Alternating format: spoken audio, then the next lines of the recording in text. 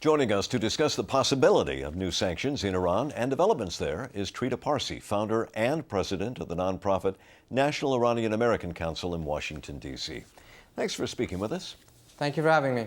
What do you think will happen if the United States were to try to impose gasoline sanctions on Iran?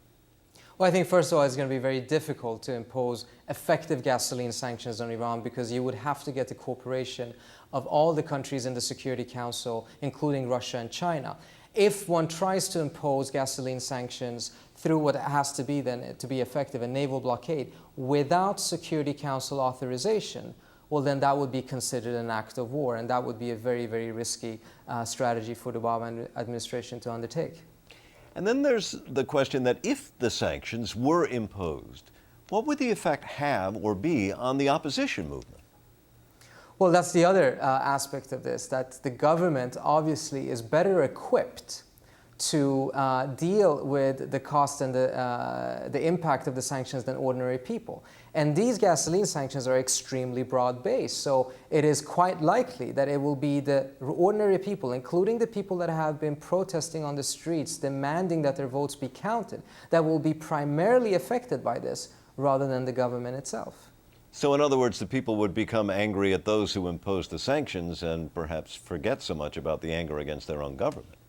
Well, even if the anger may be split in part, the reality is who is going to be bearing the brunt of the impact of this.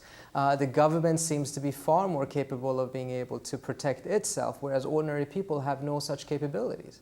The other news from Iran this weekend, of course, is the trial of the anti-Ahmadinejad protesters and the government televising what it calls confessions from some of those who led post-election demonstrations. What effect are the trials having on the Iranian people and on their government? Well, those who are supportive of Ahmadinejad may find them to be very credible and useful, but I think that the larger majority of people are not being convinced by these confessions, and the Iranian government has had a history in the past of staging such confessions, and this seems to be fitting that pattern. In fact, in a way, it may actually do away with any of these staged confessions in the future because of the fact that the people that they put on the stage are individuals who just a couple of years ago were vice presidents and ministers in the government itself.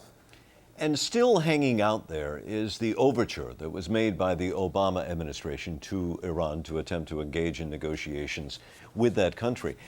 How is that affecting Iran's government? Well, if anything, what I think has affected the government in Iran is the fact that the non-threatening posture adopted by the Obama administration has helped the existing divisions within the Iranian government to come up to the surface.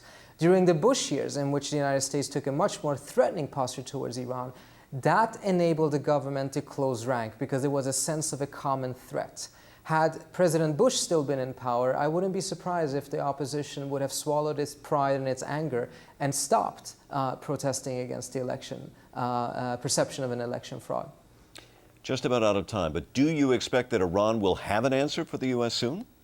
I think it's going to be very difficult because we're talking about a government that currently is lacking legitimacy in the eyes of many people, that is being contested, and may not have the capacity to make decisions of this magnitude.